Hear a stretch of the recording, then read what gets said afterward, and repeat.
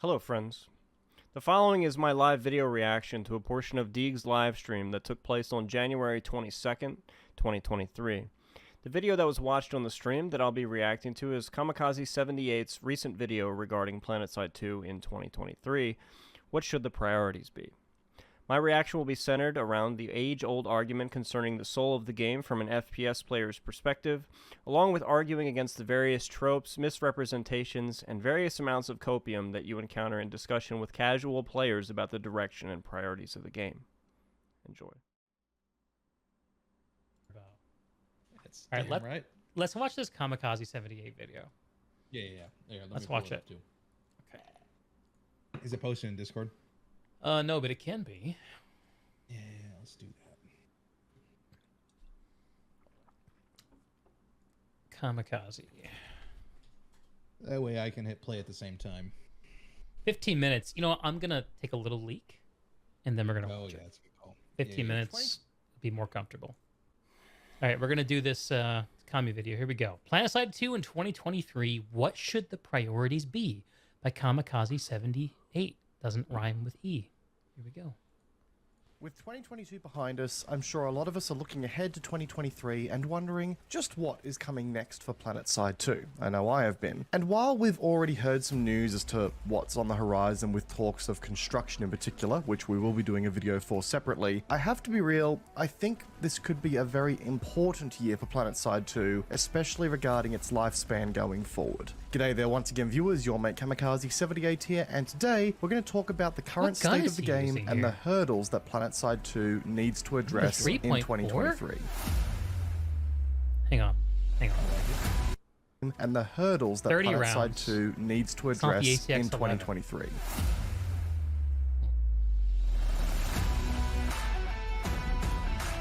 Before we get too far into this video, yes, I do sound a bit nasally at the moment. Somehow I've managed to start coughing up a lung and I've got a snuffling nose in the middle of an Australian summer. Yeah, look, I feel like it's a personal attack as well, don't worry. But anyway, back on topic, a lot has happened this year for PlanetSide 2. We saw numerous large-scale content updates, the return of Outfit Wars, and the game celebrated its 10-year anniversary, which is a feat that not many games tend to reach nowadays. In more detail, we saw OSHA release, we saw the Arsenal update, we saw naval combat make its way into the game somewhat properly, we saw a new mechanic for capturing bases thanks to the Capture the Conduit system, and a graphics overhaul for the game. These are of course just some of the more quote-unquote headline entries to have come from this past year alone, which when you look at it all from afar sounds relatively impressive. I know there are some significant bodies of work here for a dev team that is only 30-ish people strong. That number may have changed since last I knew, but who knows. But when you log into the game across most servers nowadays, you're welcomed by a pretty miserable sight as far as the player population is concerned for the most part. If you look at the population charts for the PC side of this game globally for the last 30 days, the game is currently sitting at an average player count of 1,597 players with a peak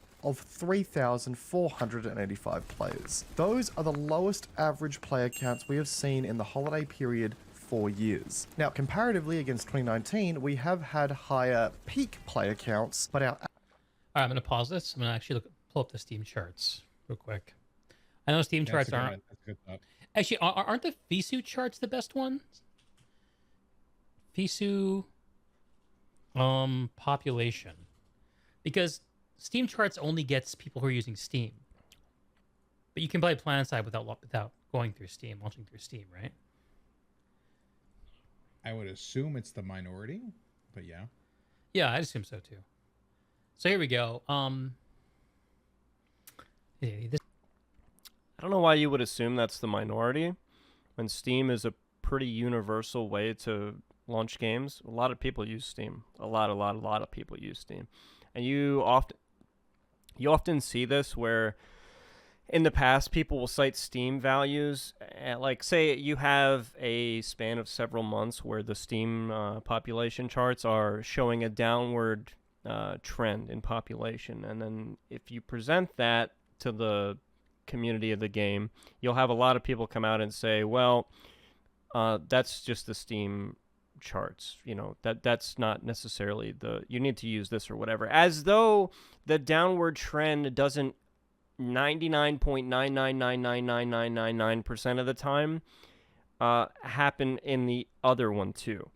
So if you have a general downward trend over time in Steam charts, you know what happens to the FizzU population stats too? Those are generally on a downward trend too. So a lot of people try to dance around that and say that in general, since we have better tools available, you shouldn't really use Steam charts anymore. But to somehow make the argument that a trend isn't happening because it's done by Steam charts, generally, pretty often, most of the time, if not all the time, the same trend is also happening in the actual values, because it's not a small amount of people playing on Steam. This came out like what, a day or two ago, right? Yeah, like today actually. Average players. Let's get an overall perspective here.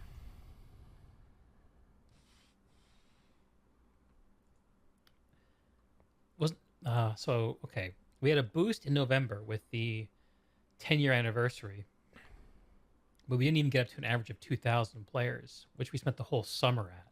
I think the majority of the boost in November was from the attempted world record, because we randomly threw a, hey, we're gonna try to do the world record thing again. It was another desperate attempt to boost populations that had one positive month in the previous 6 months. The game hadn't seen a boost in population since the Arsenal update at the beginning of April. So it was a nice cheeky way to get your pops to look a little bit better if you have a bunch of people, but I'm pretty sure that took place on live. I think they wanted to do it on test, but they couldn't get it to work right. I could be wrong there, but that peak right there in November, that 6,319, I'm pretty sure that's not organic, because the 10-year anniversary was dog shit. And that right there, that plus 442 number with the 6,319 peak would probably fall more in line with the pattern that you saw since April, which was a brief Surf and Storm edition in July when that was released, but that's only 78 players, and then a continued drop-off. I think that November 2022 number is a bit of an aberration.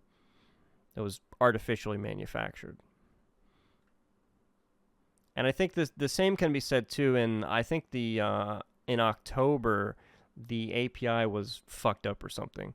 So you can, for the most part, I think, throw out the October numbers because they are weirdly low. And I think that I would say in general people left in October, but the API was also fucked up. So you'll see that on the individual servers here, that October is exceedingly low. And I think that's more from an error. But if it had been reading right, I think you still would have seen a general downward trend. Following the Arsenal update, right?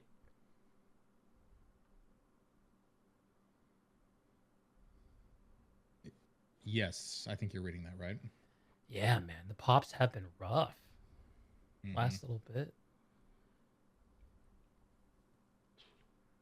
But I mean,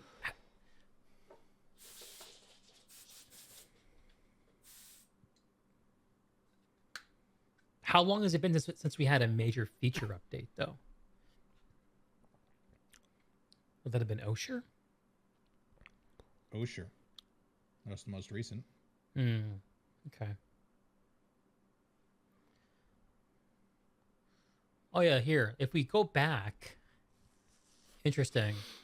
If you go back to 2019, we can see average player counts of 1,900, 1,600, 1,600, 1,500, which is the last time that player pops were looking like they have for the last couple of months. And those are the months when PlanetSide Arena was trying to be a thing before it died. Yeah. And before the announcement of the escalation update, which caused the, massive boost in 2020. And COVID, too. It's important not to leave that out. As you're looking at this chart here for the early parts of 2020, Escalation was a big part of it. Yep, that's true. But at the same time, you're also talking about a time period in which people are literally locked down in their homes in quarantine and can't fucking leave. And you'll notice to coincide with the 3,000 player gain that we had in March 2020, when that, I think Escalation launched at the end of February, beginning of March, or it could have been somewhere in that time frame. You'll also notice that in the next 3 months, April, May, and June 2020, we also lost almost 100% of the raw value gained from March, which nobody wants to talk about. Nobody ever talks about that. So while, yeah, we did see that big spike there in March due to, rebranding. It's the first major patch under the rebranded Rogue Planet Games bullshit, which essentially just moved the same people with the same dumbass ideas under a new banner. Not really much changed. And then you see quite quickly that pop falls right back off. Maybe it's because you didn't address any of the core problems with the game. And you'll see that trend occur over and over and over again in the history of the game. But specifically here, I think people like to center in on the big gains for Escalation, and then they don't ever bring up the fact that all that pop, the raw number average player pop that we gained, was almost completely gone by, a couple months later. It was almost completely gone, but we don't talk about that. Yeah, COVID helped a lot. All right. Anyway, well, yeah, who would have thought being locked inside your fucking house to escape the Chinese virus would increase player counts in a free-to-play online game? Certainly, that was all attributable to the great Bastion update. I'm sure. back to the video. Average player count is down and is the lowest it has been in a holiday period since 2019. So let's take a look at a couple of the updates through the year and see what we can learn and see what's going on here. The release of OSHA at the start of the year saw a small bump in the average player count to 2,150 players for January. Not a bad jump for the short term, but then... And of course, you can't. Deeg is blocking the stats here. I guess he didn't know where Cami had formatted the population stats in here, but Cami walks you through it for the most part, so you don't necessarily need to see it. And we saw the player count return to its pre-OSHA levels just 2 months after. We also had the Surf and Storm update in July, which saw an improvement to the peak player count of the game for the month of July, but we saw a near negligible improvement in average player counts, only plus 78 from the last month. But what may surprise you is that the most successful update to actually arrive to the game in 2022 arrived at the end of March. It wasn't the 10-year anniversary update, it wasn't Outfit Wars, it was the Arsenal update. The update that focused primarily on retrofitting the infantry aspect of this game and tried to give new life to the field of combat that determines the outcome of 99% of the fights in this game. That was the most successful update of the year. The game's average player count grew by 869 players in April, with a peak player count of 5,654 players. For reference, not a single update to the game through the course of 2021 was as successful as capturing players and getting them to stick around for the course of a month. The update got the attention of the current, returning, and new player base out there, and it maintained that attention relatively well. Now yes, the 10-year anniversary update in November brought the game its biggest peak player count of the year, that being 6,319 players. And again, I think that's skewed by the world record event, because the general reception that I got from the 10-year anniversary wasn't. It was kind of cool, kind of a lukewarm reception. And then I think they saw that the reception to it was kind of lukewarm, and they were like, "Oh fuck, we got to do something big." And I think that's what ended up happening. Which is no small feat, given that the peak was only 3,481 players the months prior. But on the flip side, the average player count for November was 1,842. A difference of 1,000 players on the average lifespan against the Arsenal update. That is a difference of night and day when it comes to player retention holding. Why am I telling you all this? Why are we focused?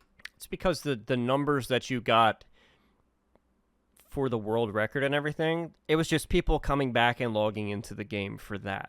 They weren't coming back to actually stay and play the game, which is why November gets totally... It's weird. This year, or this past year, we had October. The numbers are messed up because of the API. And then November, it's just completely skewed the other way because of an event that was hosted in the game. Focusing so much on player numbers and update correlation in a video that's meant to be talking about the future. Well, it's quite simple, ladies and gentlemen. To me, it tells a really strong narrative. A narrative that should seriously drive this game's direction going forward. And it says that PlanetSide 2 players are most interested in updates that improve the core experience instead of just adding more to the game, and that this game's population troubles are not born from a lack of advertising or a lack of interest, but instead are born from a lacking ability to captivate new players in the first place and keep them maintained for the long run. A lot of 2022 was focused on new experiences in PlanetSide 2. You know, a new continent, a new field of war with water combat, a new competitive league mode, new graphics, a new base capture mechanic, new tank weapons, the works. There was a lot of new this year, all of which is cool and is nice to have on paper. You know, I've had conversations talking about, I think they've been with Deeg, not online or anything, but I was like, where do you go from here? Like with 2022, like with Cami, all the stuff Cami just mentioned about everything new, all this big stuff, and generally a lot of stuff that, you know, your casual Redditor has been posting about for years, like new continent, water combat, graphical update, all this different stuff. They kind of did a lot last year.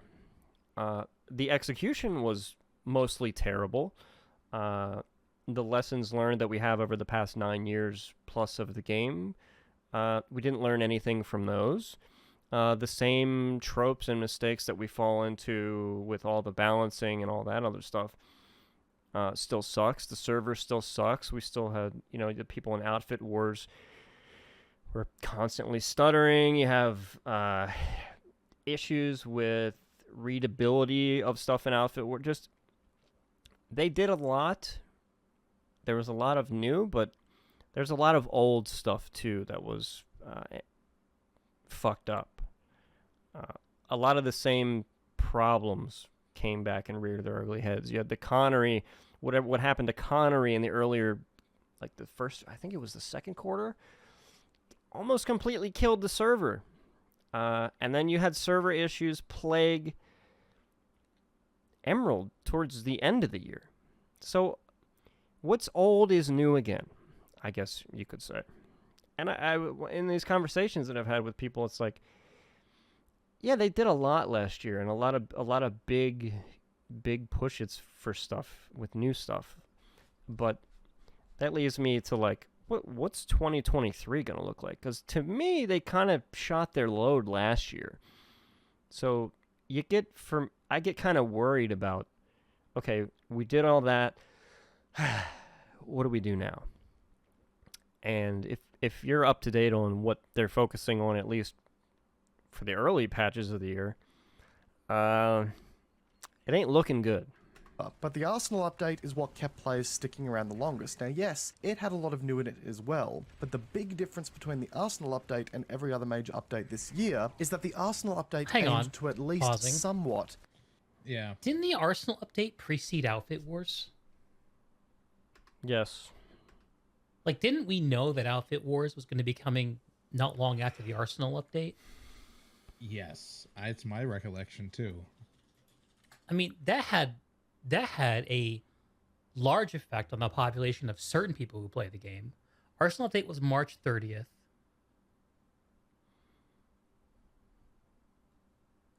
PlanetSide 2022 roadmap. So are we gonna mitigate the importance of addressing core things in the game like gunplay and weaponry to make the excuse that Outfit Wars was really why those people were coming back, and they were coming back in preparation for that instead? Because that's kind of fucking flimsy. That's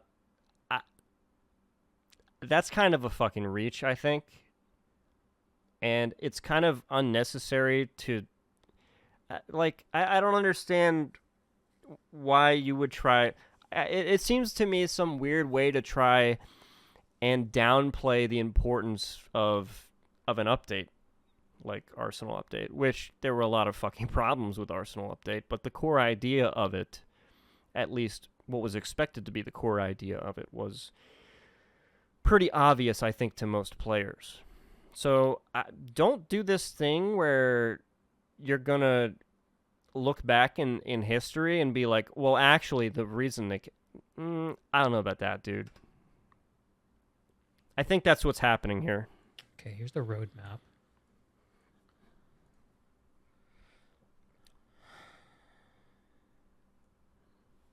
Because it's not enough that people just came back for the Arsenal update, because it did. You can argue about what it actually did, but the idea of it, a lot of people were attracted to, right? Outfit Wars on Nexus, May to August. Dude, and we know that the outfits who took Outfit Wars even a little bit seriously were putting shit together months ahead of time. Yep. Right during this period of population swelling. Now, it did fall. Weird how the next sentence, oh, by the way, that population that we gained for that we're trying to falsely attribute to people coming back for Outfit Wars, which didn't, I don't even think Outfit Wars, when did that actually start? The Nexus battles in August or September.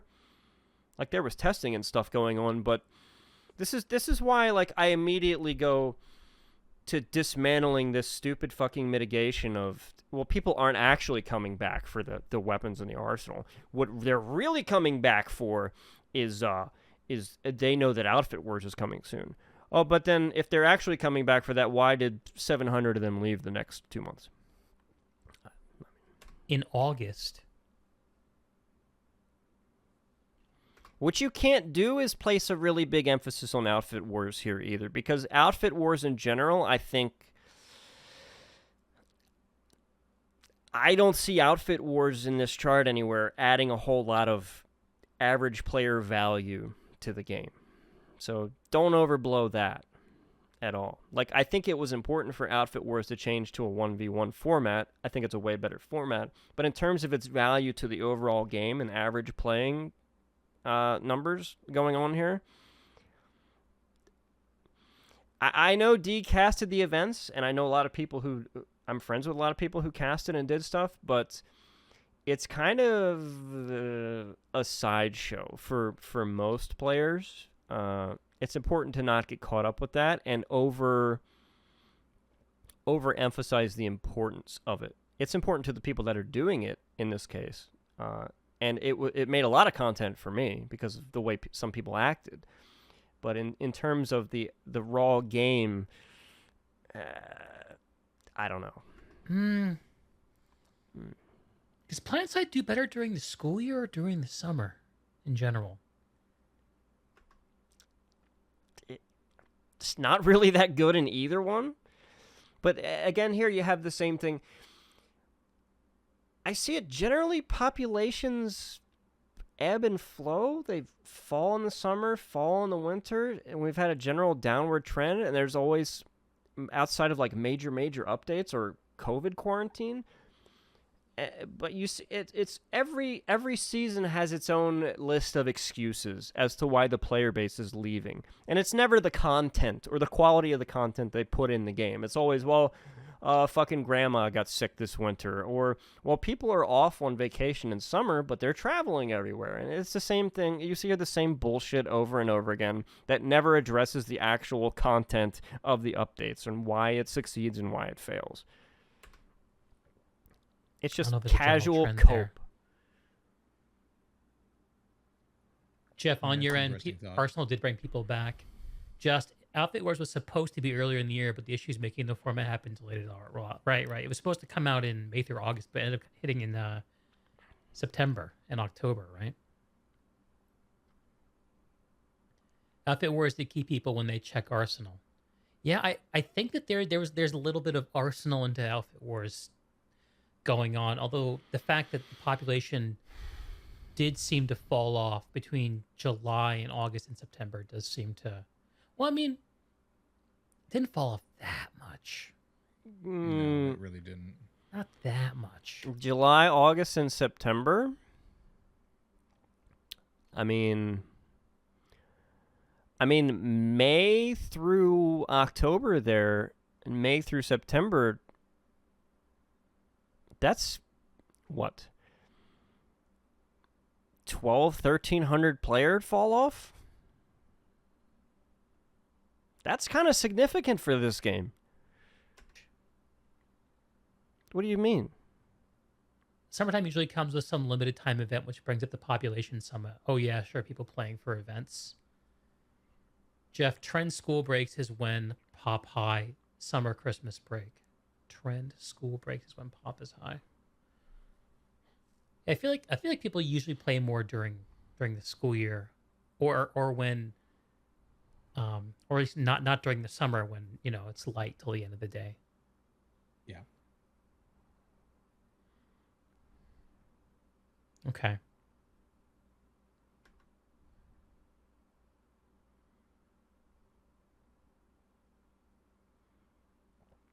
Yeah, but at the same time, you're staring at the population charts, and you can look at whether that's the case or not. In summertime, May, June, July, August, and obviously I'm going to be talking about the Northern Hemisphere here.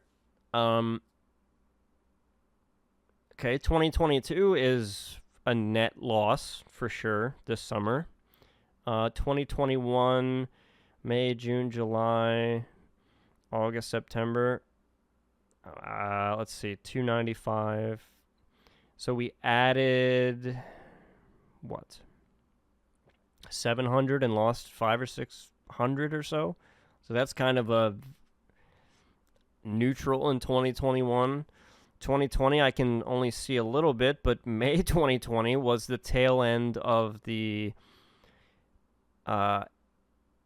escalation update, which had a massive fucking fall off. May, June, July, August, summer of 2020 was a massive fucking fall off. Over 1,000 average player fall off in the summertime there. So, but then you have COVID. I know for the stuff that I was doing, the restrictions and stuff I started going back to kind of normalcy and normal life around July of that year, early July. And I know other people who went back earlier. So, 2020 is just all fucked Jeff, we up. all that's true. There's no one playing Planetside who's still a student. Not really. All right, I'm going back to the video. Address some of the game's biggest problems from an FPS player's concern. And on top of that, it also wasn't fixed. Well, there's the first mistake Cami makes. I appreciate what Cami's doing now, but that sentence right there is going to piss off a whole lot of people, and they're not going to want to hear that. And I think you might hear some of that here. Fixing problems that were only added by recent additions to the game. It was the only update that went back and addressed some of the biggest long-standing issues that were in the game from day one. It was the catalyst for the effective removal of nanoweave armor from the game, which albeit brought about its own set of issues, but also improved time to kill consistency in automatic weapons. It narrowed and tightened up weapon balance in some places. It, as an update, focused on making the first-person shooter element of the game just that little bit more cohesive in a lot of places. You say that, but then every time I watch you play the game, you're flying with your jetpack 100 miles an hour into 17 guys and dick shooting and leg shooting heavies and everybody else. So I would think time to kill consistency would mean more to you as someone who doesn't attempt to headshot anyone. I would think consistency and time to kill for someone who primarily 80 to 90% of the time body shots everyone would be of primary concern. But here you have another example of casuals that don't understand, what's good for them and what isn't. So, you want to make it a cheap, shitty poke at that? It's probably in jest. And don't get me wrong, I consider Deeg my friend, but when you say stupid shit, no one's immune. If you say stupid shit, I'm gonna call that out. All these updates like where watching Cami quote-unquote aim. new and Much better shiny than me. things acted as the forefront all fell short when it came to capturing players' attentions for the long run. OSHA and the corresponding OSHA 2.0 aka Surf and Storm update are key examples of this. Sure, OSHA was new and it ticked a box for a lot of players that they hadn't had a chance to experience in the game in a long time, but after some extended playtime on it, they got bored of it real quick and drew some issues with it. Same thing with the Surf and Storm. Not according to Rel. People love OSHA. It's just this echo chamber of people on social media accounts and Reddit. You know, it's just those people that don't like it. Even though the actual metrics for people who are logging in and playing on OSHA are abysmal garbage. Storm update that brought about the Corsair watercraft. Yeah, sure, when it first came out, that boat was the hottest thing to have ever landed on Araxis, and everyone wanted to use it on OSHA for a little bit of time. But I challenge you all to think back to the last time you saw a Corsair water. This is like a logical fallacy, right? Yes. So yes. like, I'm having the same thought. okay, good. I'm not crazy. Yeah. So wait, so the logical fallacy is casual players come back to the game to use the new thing in the game and then immediately stop playing the game again? What part of that is fallacious? he's backfilling extra justification. Like he's using his argument that because the population went down, people didn't like it, and now he's supplying reasons why people didn't like it. It's just he's not supplying reasons that people didn't like it. He's stating that they put a boat in the game. Like, just take the Surf and Storm update. They put a boat in the game that can only be used on one specific continent, and that one specific continent that was put in the game with water is massively problematic and troubling for regular gameplay. So, where's the fallacious argument that casuals came back to the game for a gimmick feature on a gimmick continent and then weren't playing shortly after that or using it? like I don't know. It's an easy narrative. It's a convenient narrative, but it's not that rigorous, Cami. I'm just ripping Cami apart in this video. Jesus, I'm savage. Yeah, you are. Savage. Okay. Water battle. Back I to it. don't think it's happened since July for me personally. The point I'm making is that while yes, all of these new and shiny things came through and added to the game, they fell short in capturing players' attention for the long run. And the reason for that is because the underlying core experience of PlanetSide 2 still has so many bloody gaps that keeps driving new players away. I still stand by the fact that the most efficient way to win at PlanetSide 2 is to ensure that you don't actually fight in PlanetSide 2. You and your squad, your platoon, whatever the case may be, are best rewarded in the context of the game's objective by ensuring your opponents don't even have the chance to fight back. If this is sounding a bit like a broken record for me, then, well, it's because it is. This is a continuation. What's your argument against that, man? Let me hear your master's thesis on the evolved meta way to play the game on the map. Of what Let's I hear said that. in my one gripe video a few months back, but I'm willing to bet my bottom dollar that the majority of I'm gonna players pause who it. come to this I game think we should are touch on that seeking one. a first-person Yeah, there's a couple things. So, The one about being people drawn to this game because it's a first-person shooter. well, I mean, that's like that's projection, right? That's projecting one's own preferences onto the general population. It's generalizing and saying, well, everyone thinks this. Yeah. So I mean, that's just. I mean, it's not very well. There's thought been out. there's been that argument. And the one he said before that, though, is the one that is sticking more in my craw. The one about PlanetSide 2 updates didn't hold people because they weren't very good updates. Yes. I don't think that's what he actually said. I think that depends on. See, here again we have the difference between the casual perspective and someone who actually cares and has standards for their game, right? So a casual who doesn't really give a shit about the game he plays and isn't invested in it at all sees an update that adds a new shiny toy. And what do you see? You see the casual who doesn't care and isn't invested in the game at all come back and play with the shiny toy. And once they're done playing with that, they're like fucking Woody in Toy Story. I'm done playing with you. And then they go out into the wilderness. And there's nothing holding them into the game. There's nothing core to the experience that's holding them into that game to make them log into that game every day over and over again, month after month after month. It's just the new stuff that attracts these people and gets them to come back, but it doesn't hold them.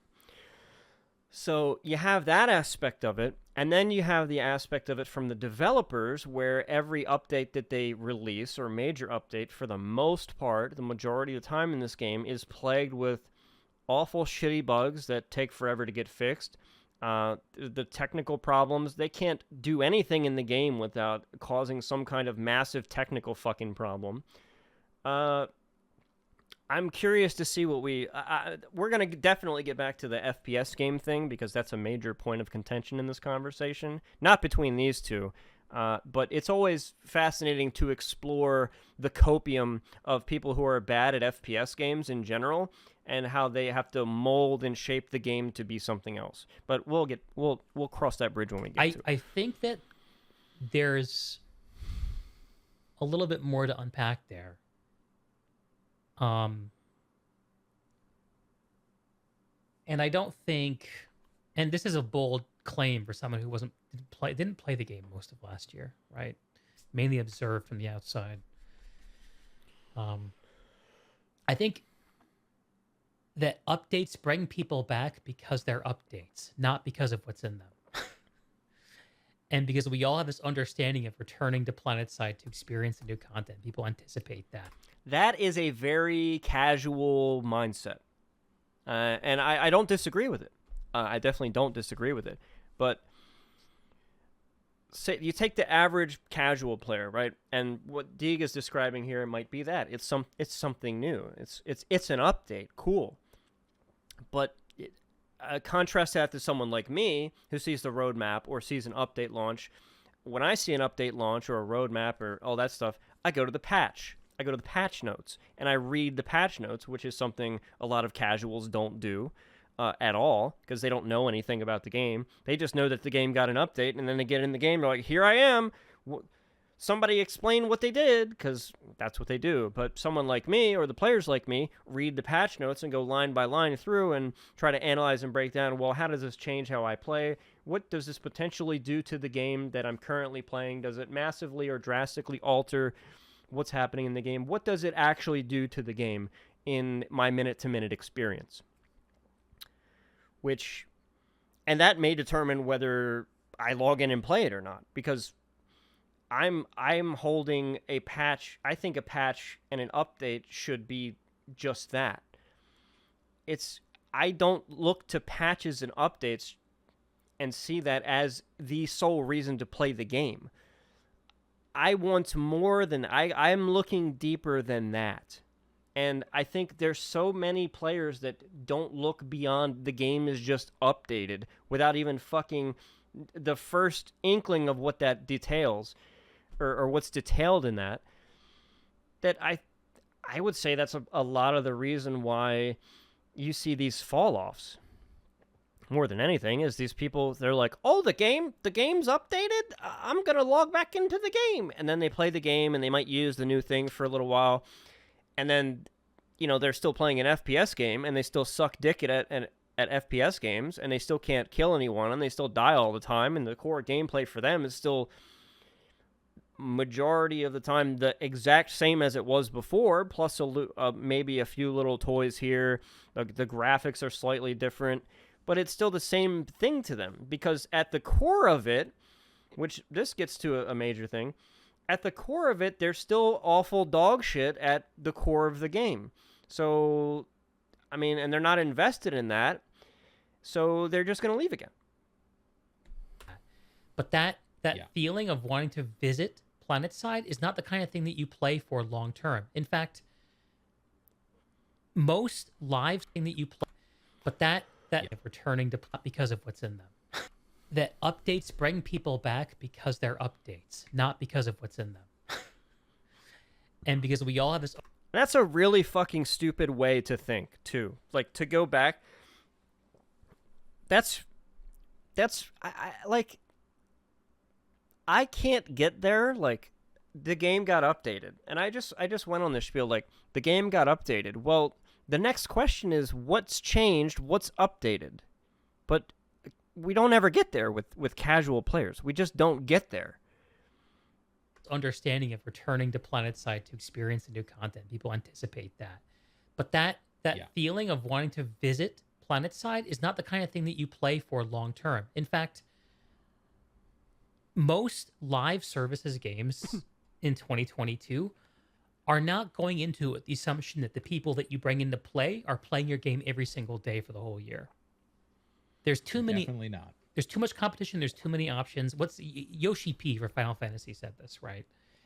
You know, play your game, experience the new stuff, and then when you go into and then when you experience it, move on. It's okay. We don't need you to play our game every day. Which is a really cool thing to say after we saw games like World of Warcraft really try to. I felt like they were really trying to make that happen for a long time. But anyway. Yep. I mean, I think Rel and RPG know this very well, that any new content brings people back, and that has value all by itself. Yes. And that the quality of the content doesn't scale the response that just having new content directly. Sorry, let me say that again. The player numbers don't scale directly with the quality of the content necessarily. Yeah. I think that there's some confounding X factors in there. And I think and to take it one step further, I think there's also, we're like this whole argument's predisposed on the notion that good content updates will hold players, like it's as if that's like an assumed correlation, right? As something that the goal of content is to convert non-PlanetSide players into daily PlanetSide players. That's not true. Yeah, no, like that's not the way live service games work in 2023. We need to let go of this idea of converting every single person who experiences PlanetSide into daily players. I'm not a daily PlanetSide player. I probably play PlanetSide like on average 2, maybe 3 months out of the year. You know, I'm a great example of that. Just quantity of content brings people back, but quality of content keeps them around. I think the quality of content doesn't keep people around the way that the narrative suggests it should.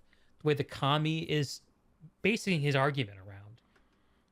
Well, I guess we don't really know, because attempting to affect the quality of the content in your game, especially under Rel, I don't think has ever really been attempted. Since every patch every year is about pandering the game to people who can't play an FPS game, but accidentally found their way into an FPS game. So, I mean, I think the point stands that it certainly hasn't been tried. And it's bore out update after update after update. Because we're not all these things that Cami goes into in this list are all things that have been needed to have been addressed, or they've needed to be addressed going back over half a decade. Or some of the things are day one things, you know. Quality maybe I'll of touch content. more on that later.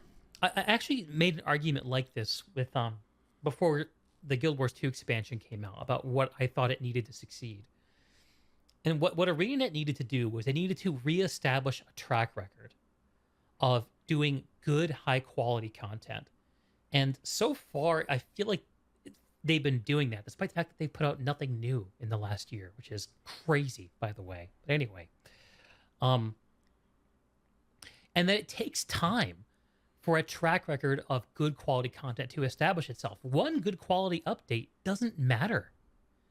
You have to be doing stuff right for 1 year, 2 years, 3 years before you start seeing a groundswell and people pay attention in the game to a game in a way that they wouldn't otherwise. I don't know that it's necessarily on that kind of time scale. I generally agree with Deeg here, is that you have to show, constant improvement in that area. But I don't necessarily think you have to do multiple years in a row of that. I think, and I've seen this in particular Siege, or Rainbow Six Siege, where, that game had an absolutely terrible launch. That game had a terrible launch, and then it didn't. I think maybe the first 2 years, it was just a technical mess and all this other stuff. It did take a few years, but it wasn't necessarily years of work going into the upswell that it saw. It was like a couple patches in a row, or a couple seasons in a row. And a season in that game is 3 months, right? So it's 90 days. So yeah, you have a little groundswell of putting out dev blogs detailing what they're going to do. And then you have a reasonable amount of success in the first season, and then you build on that, and you build on that. And by the time maybe you're 2 or 3 seasons in, that game in particular really took off. And some things had to happen, like it coincided with, the biggest tournament that the game has every year. And it had this huge uplift in player counts. And it wasn't necessarily from multiple years of doing things right. It was maybe 6 to 8 months max of doing things in a particular way that got the groundswell and the word of mouth and all this other stuff. So I think Deeg is mostly right here, but I think the time scale is maybe when you're talking about like super niche games that no one gives a shit and plays, like Guild Wars, because nobody gives a shit. Guild Wars has been irrelevant for more than a decade, in my estimation. Yeah, maybe, and that's that probably is why, like, a game that is irrelevant as that game takes years and years and years to look right. But in games that have actual players and franchises that have actual players in them, it doesn't take nearly as long. Now compare, I would more aptly compare Guild Wars being irrelevant and no one cares about it to PlanetSide 2. In that sense. But we never get the quality updates that we're talking about anyway. So you're kind of relegated to always being irrelevant. So, I don't know. That's what Final Fantasy happened. I mean, that's what happened there. Is they made a great game, and then it was good for years. And then people finally figured it out. And I wouldn't be at all surprised if I told this to Rel, and Rel was like, yeah, that's what we were going for at PlanetSide. It's been a few years of, ambitious updates. Added the game, flesh it out. I don't know. Yeah, but there's no... You act like it's some sort of master plan, like they're going to go back and address the core of the game after they flesh the game out with all this useless nonsense that doesn't belong in this game. Like, that's not the play. If that was the play, do you think we'd still be fucking around with construction in what's going to be February 2023? I don't think so. Maybe time to interview Rel again. For fuck's sakes. Yeah. How many times in a year is too much?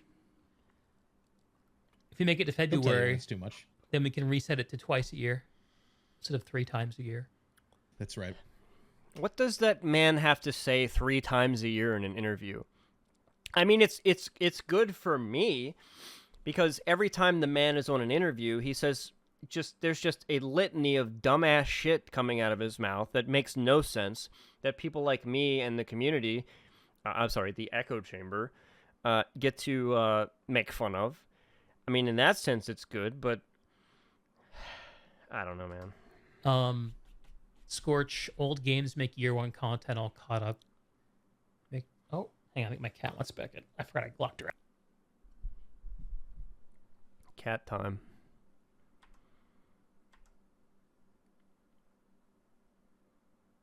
She's happily staring out the window. I imagined it.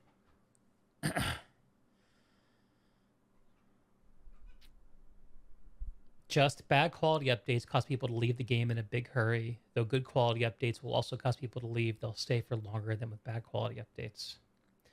I think the quality update is not something that happens on the individual level.